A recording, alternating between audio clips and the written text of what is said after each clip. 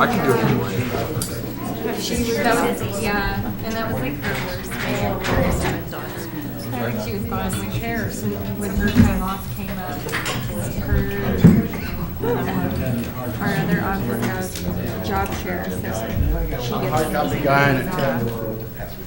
So she's on her days off right now, and I think she's ready. Yeah. Thank you. I like a Italian cowboy song. Give me just a second, I need to upload a last minute Okay. document. Let me know when you're ready. Karen. I've almost called you Connie. Share the royalties with me if you guys put your heads together. I'm part of the royalties. The subtitle can be.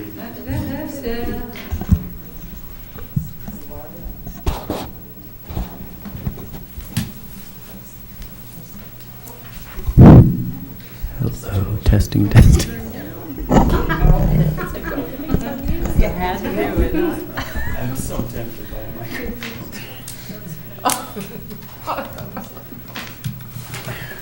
This thing takes forever to boot up. They should. Marsha Bledsoe probably used to dealing with people about like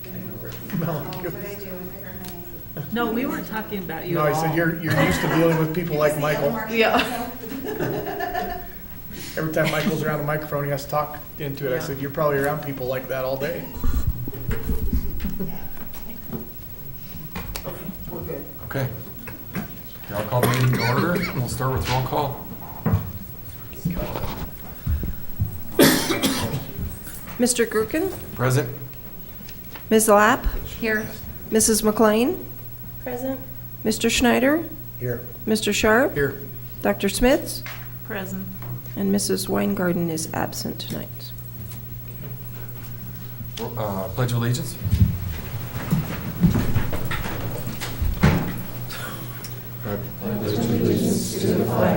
Of the United States of America, and to the republic for which it stands, one nation, under God, indivisible, with liberty and justice for all.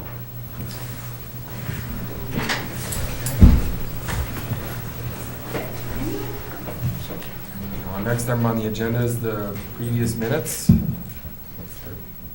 I move we approve. I'll second. We have a motion and a second. Is there any discussion? Okay, seeing none, roll call.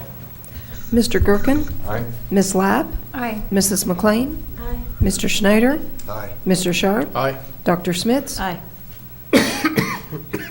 Motion passes. Next item is the agenda, approval of the agenda. I move we approve. Is there a second? I'll second. Okay, we have it's been properly moved and seconded. Is there any discussion? Seeing none, roll call. Mr. Gerken, Aye. Ms. Lapp, Aye. Mrs. McLean, Aye. Mr. Schneider, Aye. Mr. Sharp, Aye. Dr. Smits. Aye. Motion passes. Next, we have special presentations. I will call upon Mrs. Hopper and Mrs. Bledsoe. Just Mrs. Hopper. Well, hello. Thank you for allowing us to be here this evening, entertaining us as we present some changes that we're going to be having. For several years, Head Start has been in our district, and the program has housed 108 Head Start children, as well as some the Colorado Preschool Program kiddos. So this year we have 108 Head Start. That number stays pretty consistent from year to year. And as far as the CPP kids, we've been serving 45 students under the Head Start CPP program. That program has been in existence for a long time, but there's always been a little bit of issues with salaries and fiscal components because you had to allocate your maintenance of effort out. Some of those kids are funded and staff are funded under Head Start, some are under CPP. You have federal guidelines for Head Start, CPP is state guidelines, and so it always kind of became kind of a conundrum for time allocations, maintaining all those timesheets, cost allocation over here at the district office, the time and effort that went into separating that and getting everyone kind of where they needed to be, as well as a 2-tier salary schedule. So most of the employees that work for Head Start under CPP Head Start were 80% Head Start, 20% CPP. There was a few other people that their allocations were a little bit different. But for several years, we've talked about splitting those two programs and making it purely Head Start and then a CPP. We've never really gotten anywhere, but as you know, Head Start received a grant to build its own building, and part of those requirements under the federal guidelines are that the only children that can be served in that building are Head Start children. And so that kind of precipitated that move to go ahead and make that split. So before Marcia presents, Mrs. Bledsoe that presents to you the grant that'll be approved tonight and everything, we wanted to make sure that you understood that we were going to move forward. We've had several meetings with Mr. Boyer and Mr. Lee and Dr. Frasco and Mr. Eccles and Mrs. Bledsoe and Kathy. Several people have gotten together and looked at how this might play out. So we made kind of a decision in February that we were going to try to move forward with that. And so as we got ready with Mrs. Bledsoe writing the grant, that would impact that narrative. So you'll kind of see that hopefully in that narrative that we're separating it out, and everyone under the narrative and under Head Start will be purely Head Start. It will still serve 108 children. The 45 CPP kids that it served this year will move over to Sherman with Mrs. Lee in the LEX program. And so we think that's going to be it's going to clear up a lot of issues over here as far as the paperwork and the allocations and keeping things kind of a track, and make Head Start purely Head Start. Again, because of the new building coming into play, that really kind of facilitated that switch. We think it's going to be pretty much a wash. There'll be a little bit of allocations back and forth again because of some people being paid out of both pots for Head Start, and then CPP washing that across. Before I go any further, any questions? Clear as mud? Okay.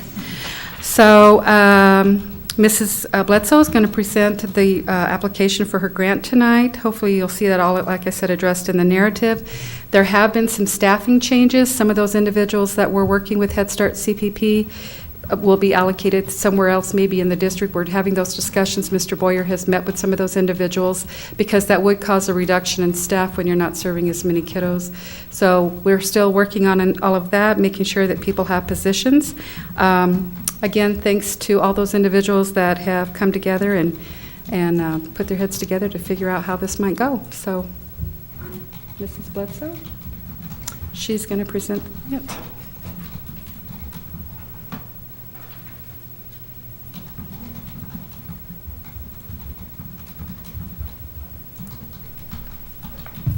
Well, hello. And I echo again, thank you for allowing us to take up some of your time tonight. I wanted to go over some of the articles that were sent to you as part of the grant application. A lot this year. So you should have had a whole bunch of attachments in with your packet. And I just wanted to explain a little bit about how the planning process works in Head Start. Head Start is always part of a 5-year grant plan now, and so before the very first year, we have to do a big community assessment. And then that information gets updated on an annual basis. Annually, we also do a program self-assessment, and we also file a report annually called the PIR, or the Program Information Report. So we take all of the data from the community assessment update, from the program self-assessment, data from last year's PIR, child outcomes data, parent outcome data. We have data galore. Gather all that together and look at that and say, are we still going in the right direction? Is there anything we need to change with our program? Are our goals still accurate? Do we need to revise them? This year we are just status quo. We're not making any changes to those goals. So then we create that plan. What are we going to do next year? What is Head Start going to look like, and how are we going to make the budget support that? And that is how the grant evolves. So all of those documents that you had in your board packet tonight are all support documents that go in with the grant that help the regional office understand what process we use to come to those numbers that we put in to the grant. So the biggest change this year, you'll see on page 7 in the narrative, is that we are proposing adding a 4th full-day classroom. So this information is based on the request of parents in the community. We have more parents who are asking for full-day preschool, and there are no other options in our community for full-day preschool at no cost to families in poverty. So that is written into the grant. We also found out this year, as our family partnership staff were out doing recruitment, looking for kiddos for next year, that we're finding families that need full day. So we know that we need to do this. It made the most sense to add a fourth day room that would run the same schedule as the other 3 full day rooms, which run on a different schedule than the part day rooms. So we will have 4 full day classrooms that will run 7:45 to 3, and they'll start the first day as first grade and end the last day of school like first grade. Then a couple of weeks later, the regular Head Start part day classrooms will trickle in. And so that's our big change. You'll see that in the narrative, and you'll see that when you look at the salaries, and hopefully you'll see that reflected throughout the grant documents. Then our next question was, how do we decide which kids get to come to full day? You've got all these applications. Not only do we determine who is income eligible according to guidelines, but then we have to prioritize those kiddos. So all of their applications are entered into our software, which is called Child Plus. We have a weighted system based on risk factors. And basically, you count down 108 and draw your line. The kids who are the most at risk that meet the eligibility requirements are the ones that get in. Looking at full day, we're looking at families who are working. We're looking at families who are looking for work, families who are going to school, kiddos with the highest risk factors with open active case at DHS. 4-year-olds that are kindergarten bound who haven't had any preschool experience. Those are the kiddos we're looking for our full day classrooms. So the eligibility criteria is also in your board packet tonight, and that also goes in with our grant. Of course, we're also looking for those kiddos who are homeless, kiddos who are in the foster care system. And let's see. Change in education, that was about the only other change in the narrative, and I will have Kathy Kalk, our education manager, talk to you a little bit more about that in a moment. We've implemented some new coaching strategies, and that was on page 8. As Mrs. Hopper said, we had to reassign some duties due to some of those positions that have been eliminated. So the reallocation of those duties is also laid out in the narrative, and we have also had to revise our organizational chart, which is in your packet. When it comes down to money, a couple of changes there. I guess the biggest thing that you need to know is that within Head Start, we never are allowed to have carryover. So it's kind of a use it or lose it rule. So what we do is we budget for every employee who is eligible for health insurance to have health insurance all year long. Now, when they come in August and we find out that 7 to 10 people waive it, which is what we've seen for the last, since I started in 2007, then we can take those dollars and eventually start reallocating them out elsewhere. But we can't write the grant now planning on those 7 people waiving their insurance. So you'll see that some of those line items look a little bit lower than last year. That's why, as soon as we get that health insurance money and see that we can reallocate that to those other line items, and that's what we'll do to restore those items like supplies and capital equipment were the 2 that took the biggest hit. Also in your board packet was a sheet called administrative costs. That's a requirement of our grant that we keep the administration of our federal grant below 15%. And you'll see there that we're at 12.9%, and that spreadsheet will show you every one of our categories, every line item, and what percentage of it is a requirement to be considered an admin cost. And that isn't set by us. That's set by the federal government. And the last thing new in your packet is I did request a waiver this year for our non-federal share. In kind this year would be over $200,000, and after a discussion with Mr. Lee, we have some concerns that we'll be able to meet that requirement. We think we can get part of it, but not all of it. So this is the first year that I've requested a waiver for non-federal share. Cool. And that's due to the new building. Where before we were located inside Sherman, and the district could allocate or donate. How do I explain that? Utility costs and that kind of thing. Now we'll be able to more clearly break out exactly what is Head Start's expense. In a nutshell. That's it. Reader's Digest. Sorry for the blank plan of improvement. That was the Reader's Digest version. Marcia, over the last few years, I know we've made a conscious effort to try to service all of our students, all of our kids in our community, either through Head Start or CPP or Learning Express. Do you feel we've been able to accomplish that for the majority? The majority of families that we're finding who are eligible, according to the federal poverty guidelines, I think we're getting the bulk of those. We have about 30 kiddos on our waiting list right now for preschool. The most of those are 3-year-olds who are over income for Head Start. So we would not be able to serve them anyway. We would maybe be able to serve them if we had more preschool spaces in CPP, but not in Head Start.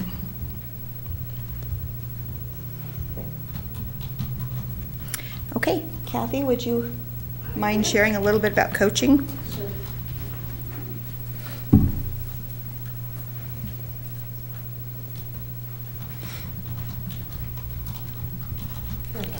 Hello. Thank you for the opportunity to visit this evening about our coaching program. I'd like to start off by talking about what we are doing with our instructional coaching strategy and how we are working to meet our requirements of the new Head Start performance standards. All Head Start programs are required to implement a research-based coaching strategy, and our program is currently using a practice-based coaching strategy and model, and that is one that is recommended by Head Start. This model will start off by doing a needs assessment of all of the education staff for our program, and at that time then we are able to identify any strengths and areas that are additionally needing some support. It also allows under this model for us to have two approaches to our coaching. One of them is the intensive one-on-one coach that can meet individually with a staff member, but there's another one called TLC coaching groups. And the TLC stands for Teachers Learning and Collaborating. Currently, right now, we have staff in our program that are trained and eligible to provide the intensive coaching, as well as be a facilitator for the coaching groups for the TLC. At this time, we have 4 TLC groups meeting every other Friday morning from, for an hour and a half, for 90 minutes. And then we also have coaching meetings during the week where the group that gets together and they provide some time. We try to get some dedicated time for people to work on getting materials ready and deciding on coaching topics and training items. Currently, we are also using the Head Start, they're called in-service suites. And those suites provide us with training topics based around current teaching practices for early childhood. So we have gotten a lot of positive feedback from the people who are attending the training groups, and we're pleased with the materials that we're using. So when we were talking about doing this, I put a pencil to it, and I found out that during this whole approach that we've been trying to meet these guidelines and requirements, we've had 6 staff members attend multiple levels of 3 training sessions, totaling up for 27 work days. So we've definitely jumped in with both feet as a program, and we're serious about our coaching. So we'll look forward to sharing those with Mark Heinert tomorrow when he visits. I'll throw in my 2 cents worth when Kathy says we're coaching education staff. We're coaching all education staff, Right. not just teachers. No. So every teacher assistant and every person with a title general assistant, which are our folks that help in classrooms when they're not riding a bus. All of them are being subjected to, or being supported by coaching. So. Do you have any questions about that? Okay. All righty, thank you again. Thank you for the information. It's obvious there's a lot of work and thought put in all these documents. Our next agenda item is opportunity for the audience. Is there any public comment, anyone who would like to address the board this evening? Okay, seeing no one, we will move on to the report section, starting with our high school student representative, Mr. Gertner. Thank you. I'll try and keep it brief since you got to hear me 2 weeks ago. Art club still functioning as normal. Drama, the next play will be student-directed. FBLA is currently planning a community-based Easter egg hunt, and State is around the corner, and they have their banquet coming up. FFA, they actually did agricultural touring last Friday, so they got to go around to businesses, and I think they went to a brewery, or I saw that on Snapchat. And they also have State coming up. A couple students are competing in State parliamentary procedure, and they also have a banquet coming up in April. Forensics has Congress National Qualifiers the 24th. International Club will be attending a diversity conference. Knowledgeable attended State last week. National Honor Society, they're currently hosting the blood drive at the high school, gathering up chemo kits and assisting with Destination Imagination. Skills USA is currently renovating a go-kart. Spirit Club this past Friday actually hosted the first ever spring pep rally. Student Senate is renovating the Hall of Fame hallway and putting together military care packages. As for sports, I'll give you the results. The 8th, they won, or for baseball, the 8th they won versus Erie. The 10th, they won versus Frederick. And the 19th, they will be playing at Meade. 22nd, they will be playing at La Junta. The 29th, they will be playing at Brush. Girls soccer, the 9th, they won versus Greeley. And the 13th, they won versus Estes. They will be playing the 22nd at Fort Morgan and the 23rd at Northridge. Tennis, the 7th, they had their home meet, which unfortunately they lost. They also lost the 12th at Horizon. They will be having another home meet the 20th and playing the 22nd at Northridge. Track and field, they recently had their invitational at the start of this month and also got done with the Windsor Invitational, placing 4th and 15th respectively. And I guess for miscellaneous activities, again, there is a blood drive going on at the high school. Thank you. Are there any board reports? Okay. Superintendent report?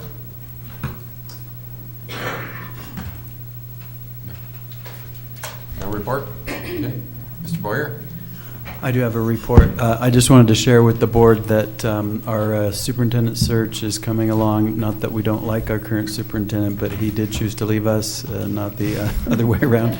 So just wanted to update you on how things are going. We've received about 26 applications. The position closes on the 21st. We anticipate getting a few more tomorrow as well as Wednesday. From there, they're going to, of course, you have a meeting scheduled on April 11th. That's our special executive session where you will be going through those candidates that met muster, and from there, narrow that down to 3 candidates. The couple things that the consultants are doing, they're putting together some potential interview questions, which I'll be sharing with the board here shortly. And we're hoping to do some preliminary work, maybe via email, so that that meeting on the 11th doesn't take all night. They'll also be sending a list of interested parties who wanted to participate in interview committees, and I'll send that out via email and get your feedback again prior to the 11th on that list as well. And then finally, we're still set for those candidate interviews for the week of April 16th. And the night of the 11th, we'll actually make the phone calls to the top candidates, and if they are still interested, we'll schedule those so that everyone is aware of what will happen the week of the 16th. That's all I have to report on. Any questions that I can answer at this point? All right. Thank you. Thank you. Mr. Lee?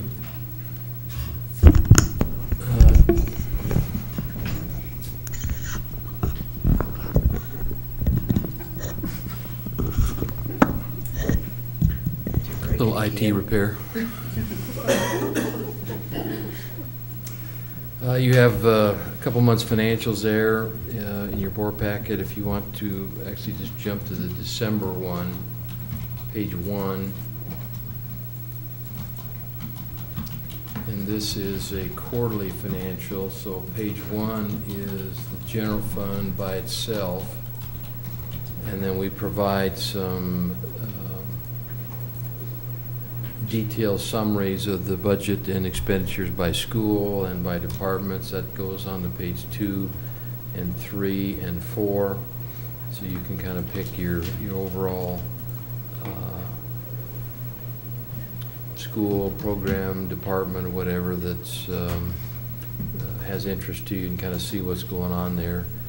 The overall of all schools and departments, we are through 6 months, and our budget is 50.31, so we're about as close to 6 months of expenditures as we could get. Just a couple notes on page 1, which is once again, the general fund by itself.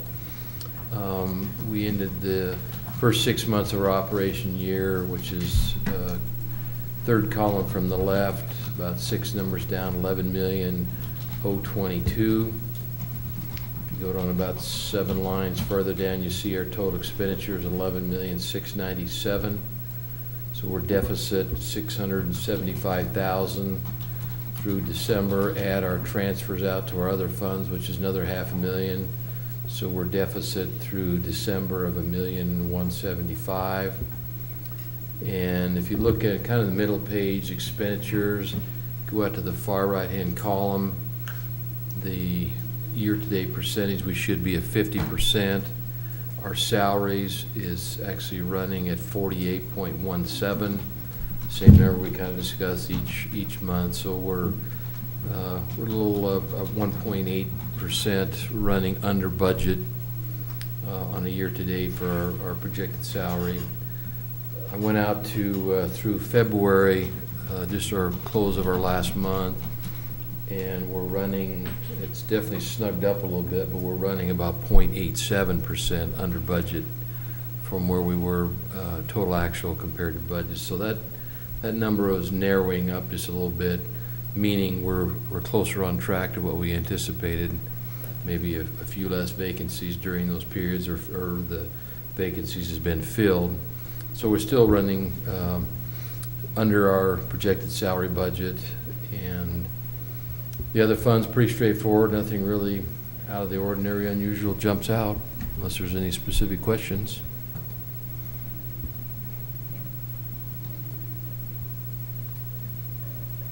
Okay. No questions for Mr. Lee. Next, we'll have our Assistant Superintendent of Curriculum and Instruction report. I just actually have a couple things. Destination Imagination Regionals was on Saturday in Denver. We had 12 teams compete. We have 8 teams that made it to state out of the 12, and 6 of those 8 were first place. It was a pretty awesome day at Rangeview High School. So state will be happening on Saturday, April 7th. That's usually downtown, I think, at DU. I'm waiting for Mrs. Harper to get me information. And also, we did have quite a few students participate in the Bi-County Science Fair. We have 1 high schooler who made it to state, and I believe 3 middle school teams, and that will be taking place at CSU April 5th through the 7th. So some cool academic things happening there for not only just high school, but also middle school. Oh, and one more thing. We had our second round of dual language immersion meetings last week, and I think you had an update from Mr. Eccles, so we're pretty excited about all of the committed parents who came to that meeting, and we're solidifying the list right now. Thank you, Dr. Fresco. Yep. Now we're at our discussion items. We have policies in the first reading. The attached policies are updates due to the full implementation of the Every Student Succeeds Act. The policies are recommended by CASB and follow the legislation. And I believe these are, Karen, are these about half of them, or are there? It's about a third of them. A third of them. So we'll take those on kind of in chunks. So there's quite a few there. Are there any questions on any of those policies or comments? Okay. Moving on to our consent agenda, our personnel action report or list of checks, and so is there a motion to approve the consent agenda? Move to approve. Okay. We have a second? I'll second. Okay, we have a motion and a second to approve the consent agenda. Is there any discussion? Okay, seeing none, roll call. Mr. Gerken? Aye. Ms. Lapp? Aye. Mrs. McLean? Aye. Mr. Schneider? Aye. Mr. Sharp? Aye. Dr. Smits? Aye. Okay, motion passes. Moving on to action items. Action item A, consideration to approve policies on third reading.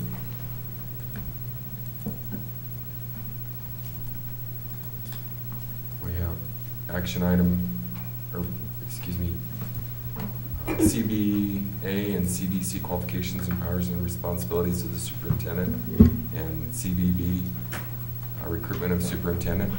It's the pleasure of the board. I move we approve both policies. I'll second that. We have a motion and a second. Is there any discussion? Okay, roll call. Mr. Gerken? Aye. Ms. Lapp? Aye. Mrs. McLean? Aye. Mr. Schneider? Aye. Mr. Sharp? Aye. And Dr. Smits? Aye. Motion passes. Action item B, approve, consideration to approve social studies curriculum purchase K through 8. I move we approve. I'll second. Okay, it's been motioned and second. Is there any discussion? I just want to make sure that everyone has, you do see that we actually are going with 3 different vendors, and that is definitely based on need from both the elementary and the middle school level. And so we decided, and Mrs. Langford is here in case you have any questions, we met quite a few times at the middle school level to make sure we were meeting the needs of the social studies standards. And so across 6th, 7th, and 8th grade, they are going to be utilizing different programs, but they definitely meet the needs best at those grade levels for the Colorado standards. And looking forward to how those standards are changing. At the state level, social studies at the middle school level is taking the biggest I guess, change as far as social studies standards. And so we wanted to make sure we aligned with them. Okay, are there any questions on those? Why are you shaking your head back there?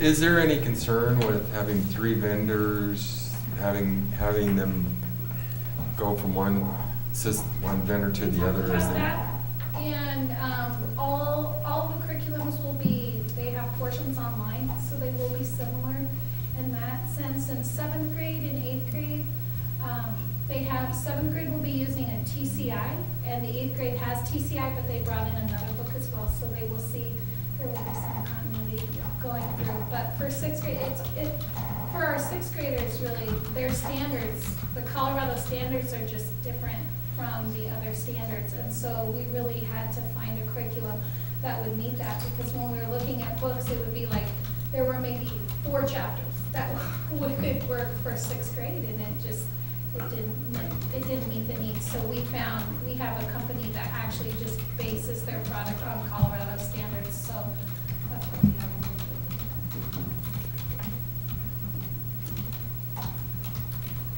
Any more questions? Okay, roll call. Mr. Gerken? Aye. Ms. Lapp? Aye. Mrs. McLean? Aye. Mr. Schneider? Aye. Mr. Sharp? Aye. And Dr. Smits? Aye. Motion passes. Action item C, consideration to approve Head Start grants. I move we approve. I'll second. We have a motion and a second to approve the Head Start grants. Is there any discussion? Okay, roll call. Mr. Gerken? Aye. Ms. Lapp? Aye. Mrs. McLean? Aye. Mr. Schneider? Aye. Mr. Sharp? Aye. And Dr. Smits? Aye. Okay, motion passes. That brings us to action item D, consideration to approve the FBLA State Leadership Conference trip. I move we approve. I'll second. Okay, we have a motion and a second. Is there any discussion? Roll call. Mr. Gerken? Aye. Ms. Lapp? Aye. Mrs. McLean? Aye. Mr. Schneider? Aye. Mr. Sharp? Aye. Dr. Smits? Aye. Motion passes. Our final action item E, consideration to approve donation from the Elks.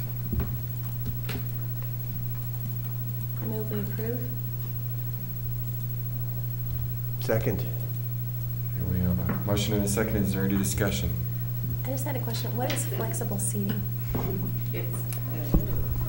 Wiggle seats, ball chairs, those kinds of things. Okay. I get it now, thanks. I was like, couldn't quite wrap my brain around it. Thank you. Very generous donation, and we definitely appreciate that. Is there any more discussion before we proceed to roll call? Okay, roll call. Mr. Gherkin? Aye. Ms. Lapp? Aye. Mrs. McLean? Aye. Mr. Schneider? Aye. Mr. Sharp? Aye. And Dr. Smits? Aye. Okay, motion passes. That concludes the action items. Information items, before you, in your agenda, you have reports from Sherman as well as Pioneer.